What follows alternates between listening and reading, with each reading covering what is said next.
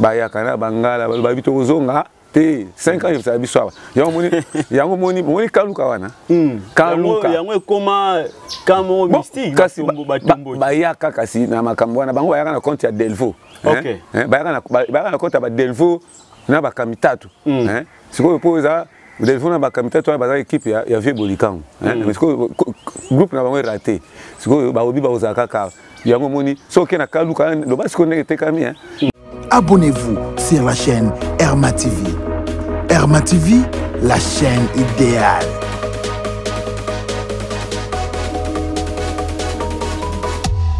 Derrière la caméra, je vois Mwanamboka Serge Monoki.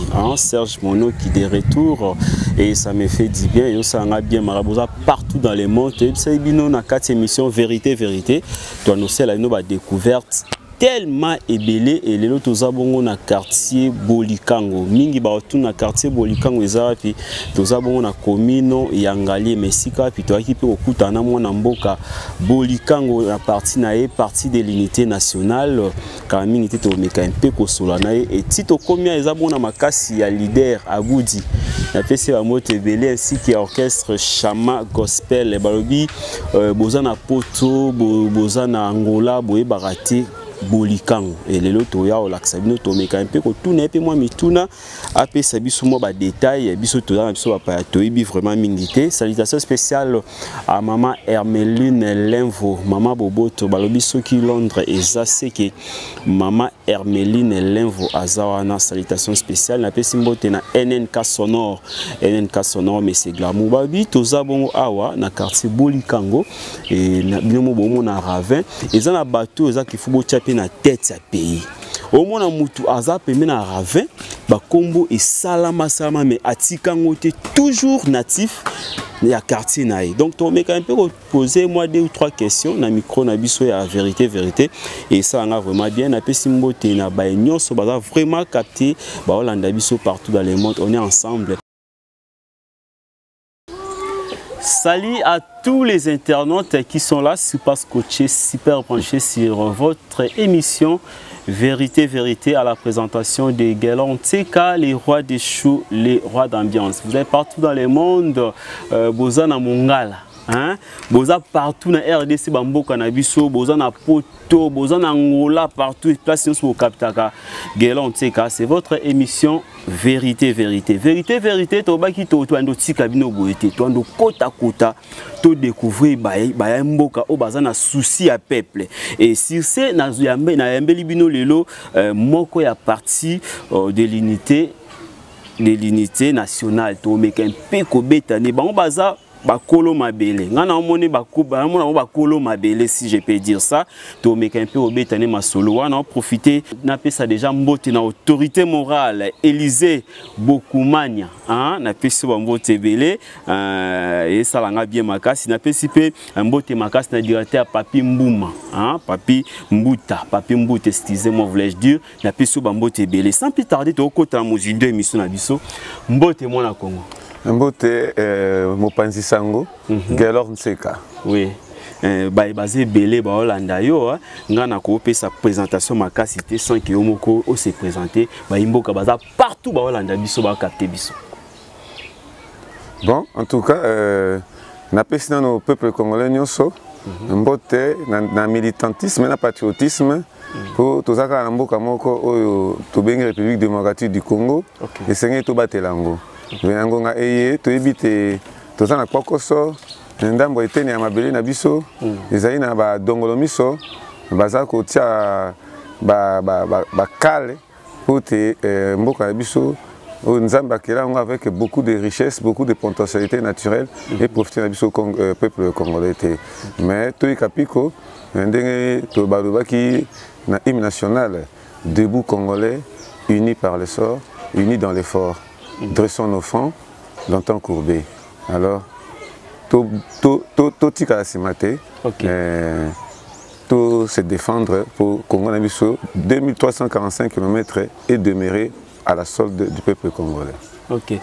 Imboka bolanda biso partout, bozana Mongala, bozana Ituri, partout dans le monde, et puis bolanda émission Vérité Vérité avec Lonseka. Na osinale bino toza bongo na mwana ya le père de l'indépendance, Jean Dédié Bolikango.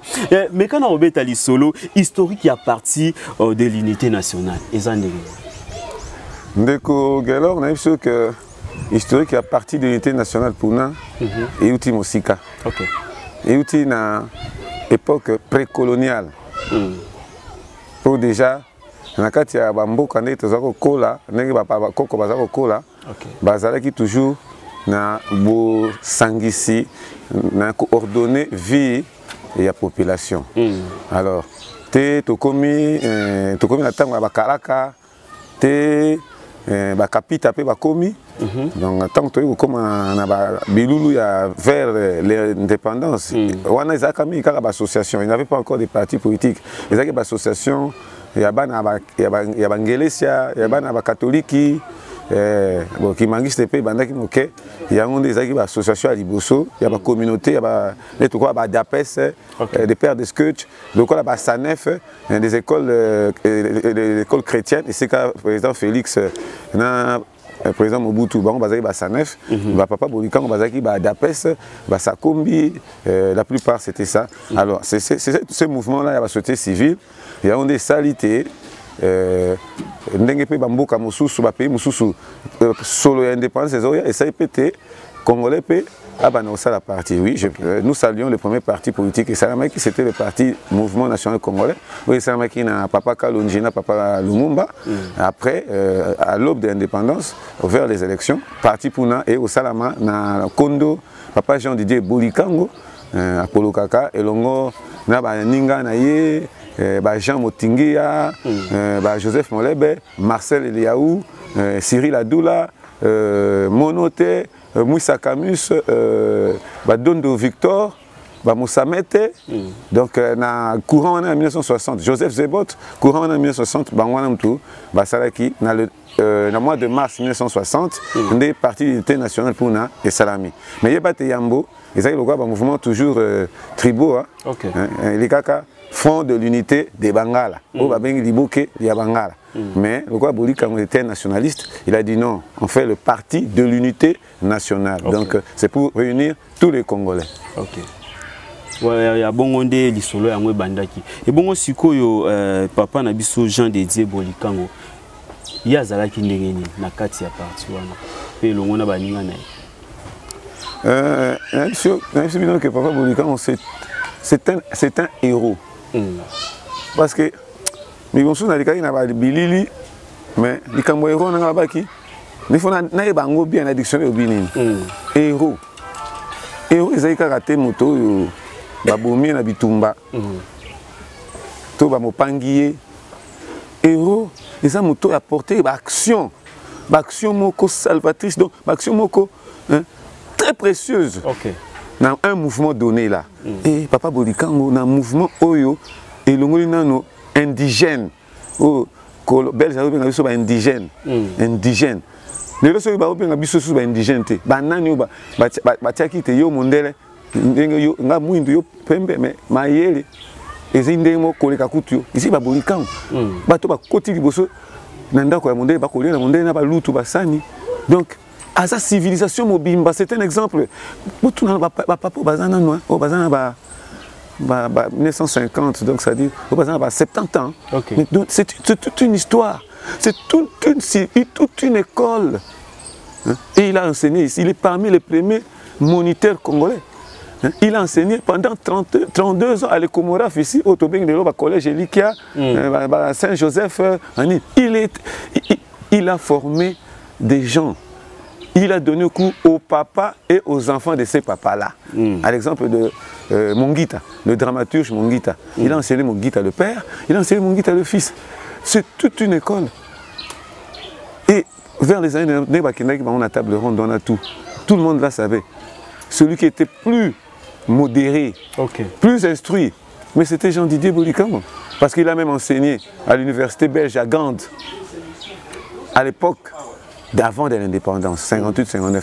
Et sans oublier qu'il est le premier Congolais il y a une administration à Congo belge en qualité de Namindele. Donc avant l'indépendance moto muindo oyo monde atali bandeko ba indigène nyonso tozaki wana ba benga ba indigène suka musa komi ba vient na biso wana to biso tozaki na bango tozoka mais ye Bolika modèle d'abord ba tiena ba conseil de conseil de ville de Léopoldville ba médaille kiri. Donc l'enseignement, il a même représenté l'enseignement catholique en exposition universelle à Bruxelles en 1958. Donc le premier Congolais à un gouvernement Congo belge. Donc il y a quoi côté bande web so ya est le quoi Senghor ah bah Jean donc Léopold Senghor à ça un gouvernement français na compte ya ba sénégalais ou faut Tibouani d'ivoirien il y a ça récupérer le gouvernement français na compte ya ba ivoirien. Mais dans ma colonie belge, le seul Moutoumouindou, le seul Congolais, où il y a Fanny dans le conseil des ministres, le conseil des ministres du Congo belge, c'est lui. Et ce n'est pas un héros. À subir des faits involontaires, il a raté le président de la République. Par rapport à quoi? Par rapport à Kanyaka. Par rapport à Kanyaka, Ndeko Moutoua, les gars, il y en a qui ont fait ça, Kanyaka, pour papa, un genre de débolika, moi, les catés. Oui, les soirs, on a bien des victimes pour Anine. Pour le Salamarawana, Ndenge Salamarawana, ti Congo peut okufate, ti bato okufaka. Jamais président de la République en beaucoup, bakuvutaka ye, na bato bazaka pays du peuple wana bandeko wana.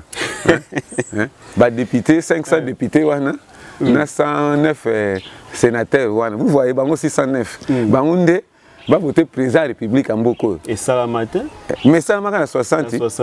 Bolikango, n'a évité, Bolikango, le président de la République, à sa élection à suffrage direct. Le peuple a voté. Parce que ils ont un suffrage indirect. Par rapport à la consensus, mais Bolikango est président, Lumumba Tchomé est un gouvernement, Kassavou est un parlement, ils s'étaient entendus pareil.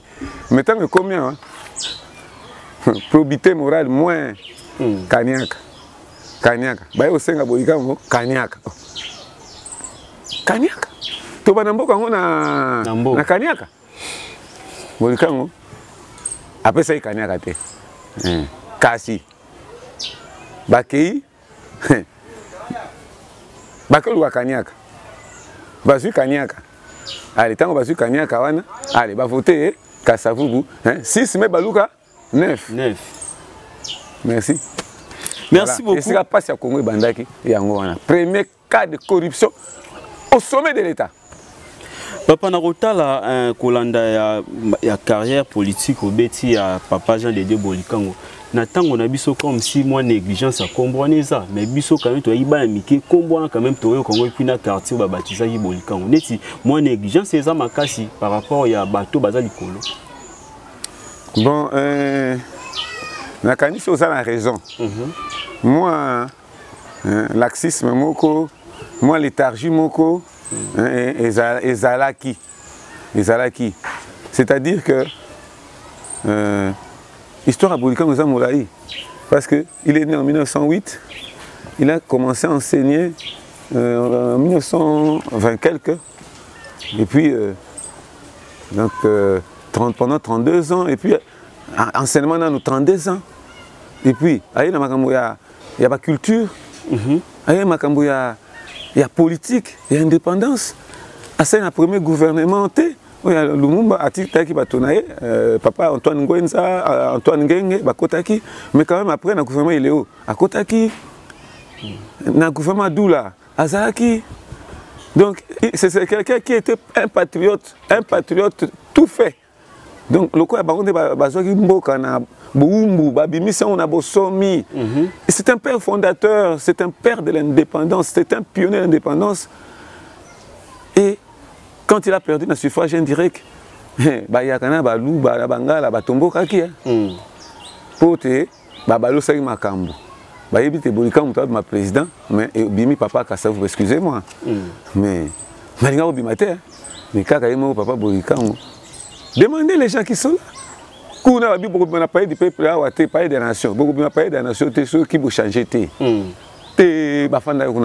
so élection ici là qu'il faut te sélectionner bana erni ba ngomela ti erni ti mo vieux bolikango papa bolikango abimi tanga so mabayo bezonga ko bima pamba te ya kana bo conseil ni ndawa ti ba calmer bango a calmer bango abi bon ndeko na biso kasa ba zui et à 5 ans ce qui peut pas changer makambo ba sima ba changer bozonga ba yakana bangala ba bito bozonga te 5 ans ça biso yango moni kaluka wana kaluka yango koma kamo mystique kasi ba yaka kasi na makambo wana bango ba yaka na compte ya Delvaux OK ba yaka na compte ba Delvaux na ba kamitatu siko poza Delvaux na ba kamitatu ba équipe ya vieux bolikango mais siko groupe na bango raté siko ba obi ba ozaka ka yango moni soki na kaluka lo basi ko ndeke kami mais ta kaluka banda okutaka bayaka na bangala so za kota lonzo kuna kutema ba mai ezala bangala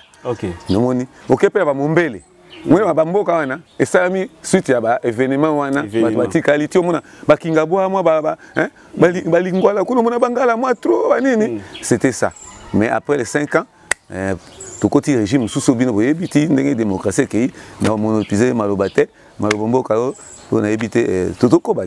Merci beaucoup papa Nassi Bolanda biso boza partout dans le monde, c'est votre émission Vérité Vérité avec Galanté quand les rois des shows, les rois d'ambiance. Napé Simbo na leader à Boudi, a fait connecteur ta la bise salanga bien makasi. Papa yo oza mwana vraiment il y a les pères de l'indépendance si je peux l'appeler papa Jean Dédié Bolikango. Lit y a parti pardon, objectif y a parti quand na institution na temps autosa ezani. Ah, ça c'est une belle question. Okay. Mais bandeko na biso bandeki bandeko la science politico-administrative, il va de soi. Donc parti politique, ils association moko, il y a population, un groupe, une fraction de population, où il y a sangani pour contribuer na progrès social, na développement et en mboka. Pour patrie, ça appartient au souverain primaire. Les souverains primaires, ils ont organisé un parti politique pour poursuivre. Pour ça, la suivi, il y a des exécutions, il y a des gouvernants, et pas il y a des gouvernés. Okay. Et puis, ceux qui, Boulamatari, au sein des partis politiques, d'une manière à taille opposition, opposition politique scientifique, loi sur l'opposition politique ezali, ceux qui posent parti dans l'opposition, comme le gouvernement qui a président Kabila, la plupart, bon, ça va, comme une opposition, malgré que va changer de côté, mais il y a un groupe où va libre, va ça opposition à pouvoir, mais opposition pacifique, opposition militaire, armée, le oui, non, on a connu Kivuana, opposition à non, non. Okay. On n'accepte pas ça dans la Constitution. L'opposition politique pacifique. Okay. Alors, à part ça, il y a une fraction, il y a un parti politique qui va accompagner le pouvoir. Le quoi dans le régime, il y a Félix Tshisekedi, Fachi, il doit accompagner. Ce qui peut côté Mokazo Keneboye, Makambuse, le gars est Tengami. Ah, tu sais, Yaya. Mokonzi. Il y a beaucoup de façons de transmettre par des communications. Le quoi bino la presse, des communications à travers différentes médias. Okay. Donc on communique. C'est ça l'objectif d'un parti politique. Et puis aussi, ceux qui au Lingui, comme participer au pouvoir, il faut aux anacrates à parti politique. Parce que pour aller aux élections, au niveau de la CNI, par exemple, là, aucun indépendant et qu'on n'a pas si. Il faut qu'il soit dans un parti politique, soit dans un regroupement politique. Si vous voulez conquérir le pouvoir, si vous voulez exercer le pouvoir, dans quel niveau de scrutin soit-il, présidentiel, législatif, provincial, municipal, tant que local, il faut être dans un parti politique. Et j'invite Bino Bandikobolandanga, Boya na Puna parti unité nationale. Unité nationale. Boya Bokoto, Tozawana, Pepele. Puna, biso bien. Na Hollanda bien papa, c'est que bino boza na opposition mais opposition de tolobité ya kotangisa makila. Donc boza toujours na sima ya chef de l'État mais boza na bino opposition. Non, on appelle ça qui standard, il y a pas parti politique. Il y a deux camps. Un groupe de partis qui sont à l'opposition, un groupe de partis qui sont avec le pouvoir. Bissot Ozali, parti, donc pour Naza parti allié à UDPS. D'accord. Donc nous sommes au pouvoir. Notre autorité morale, Élisée Boukoumou Namaposo, il est député national élu et il participe aussi au niveau du gouvernement pour être actif. Il est un warrior. Il est un warrior, un des warriors. Élisée Boukoumou Namaposo que je salue. Maman Élisée Boukoumou Namaposo. Papa, mais comment on est l'India? Comment on est Élisée? Et ça, on est si moi, papa Élisée Boukoumou Namaposo. Papa Élisée Namaposo en beauté belé. To combinaison vraiment na souka, mot de la fin au copé sa peuple congolais ba Hollanda biso ainsi que monde entier baza branché dans siko ba Hollanda biso. O nyoko copé sa bango ba retenir. Nous devons retenir que République démocratique du Congo, c'est un pays riche en potentialités et en richesses diverses. Mais tout ça attaqué, d'une manière ou d'une autre. Tala likamwana ya Kivu wana. Mbula boni, kaka Kivu. Bon ça moi projet na bino boye ya gouvernement pour kende. Tant bano kende boye kaka kuna oh guerre inattendue, dépenses d'urgence. Nous sommes ce que basa bilanga mo koto kuna. So koto kuna ba obeta batu. Ce que ba ça bilanga ou bien ba peksa bitumba. Nous sommes ezaba ba croque en jambe. Mais nous sommes là, Fachi Béton, aux anadons, makila politique, c'est pas nous le roi, c'est pas la bissou. Nous allons converger nos efforts d'une manière ou d'une autre, pacifiquement et patriotiquement, pour que soulagement, ça là, on a qui va venir belé à secondaire et salami. En tout cas, voilà, tout ça lié à nous. Va venir, surtout pas tangiringiri, tout ça. T'as la banzele commis. Elenge ça, banini. Ah, coutu pe na Delvo, ah, à venir du sala. Oh, et comme on a asphalte, l'hôpital on appelle cheval. Pour le babouezan, de comment solo va kenzel ça, mais social ndé mo boulot. Kasi social, social et en exode rural. Tous les moutou na kini. Tous les moutou na kini. Tala ndenge kini komi. Luka mutu mo yembaka soki nini wana. Na mona sona molière wana mutu moko boye, ça va. Bon, kini komi molunge. Bisko yo place même bazot kotia kolona ndunda na su net awa ndeko gelo na su na pépinière ya bandal. Place bazot ndunda et comment va nini ba palais. Ce que tant comme na ba palais to laisse soni to laisse bilo on matembete to comme ba supermarché jusqu'à bilanga ya ba pépinière comme ba supermarché. Donc totiki yamani mobuta baki agriculture priorité de priorité. Il faut vraiment tout bunda facha bunda aso so ba crédit ba crédit agricole ba payer baza pena agriculture makasi ba ça so moi ba don ba tracteur on a OK nous attend moi bolobo wa o saka moi bilanga na yo moi ba tout moi nzale ko diminuer te papa na kini kaka wa supermarché garde là paye moké. Merci beaucoup Tande to na suka moi ba mbote na ba balandi biso ba salutation ne ko sangate.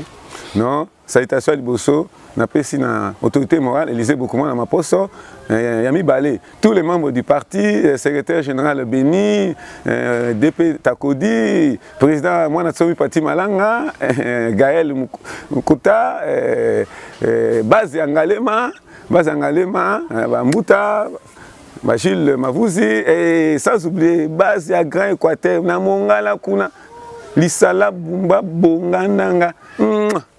Kitoko. Bande kwa bonga nanga na sibo Hollande mission na pesino ambote belé maman Jeanne Umba balobi maison la persévérance muta kangi bilamba na matadi maman Jeanne Umba donc na peso ambote belé en tout cas to komi na suka mission na biso na si koza mbali bosote puis ya suka te papa pona koleka non biso tozali ba communicateur à peuple toyi politique ya makila ye moko kondo papa Jean de Bolikan azali muta contact avec population enseignant donc ngape na ça na peine ça pas enseignant donc Na toi quand on a suivi on a il y a arbre archéologique biologique tout landela ngaka leke. Donc dans les bons. Merci beaucoup. Babi Mboka faut vendre na histoire. Tala papa Jean Dédié, babi azaki le père. Nzoka ndenga na yoki yango tulelo, nzoka nde bawela ka bokonzi na Kasavubu. Yango to mona rabayaka. Batomboka keza ebandaka nde wana. En tout cas tokum na suka. Merci beaucoup à toi Serge Monoki qui était derrière la caméra. Merci à leader Aboudi babi epazoye mbaka makasi pona puna ezo sala vraiment bien. Merci na maman Hermeline Lenvon à Londres. Merci à toi NNK Sonore depuis Canada et d'ici là portez-vous bien. Quant à moi les rois des shows, les rois d'ambiance, je vous retrouve à la prochaine. Comment ça Elisanda Elisanda Aboudi leader. Bambote no ebele. Merci maman Jeanne Umba na matadi tozo ya wana kalami ite mutakangi maison la persévérance et na bo c'était claver mutimani na matadi ngape naza ebabo président ebabo to peso mbote et na bo c'était claver mutimani bambote belé. Merci na wankana na Zurich na Suisse balobi tala histoire ya papa Jean Dédié Bolikango. En tout cas na bo c'était directeur Papi Mbuta bambote belé et bana quartier Bolikango na peso bambote belé. Donc restez toujours branchés babi boya pe boko tana puna babi oza pona ba nationaliste et ça se vient. Bye bye, ciao. Abonnez-vous sur la chaîne Herma TV. Herma TV, la chaîne idéale.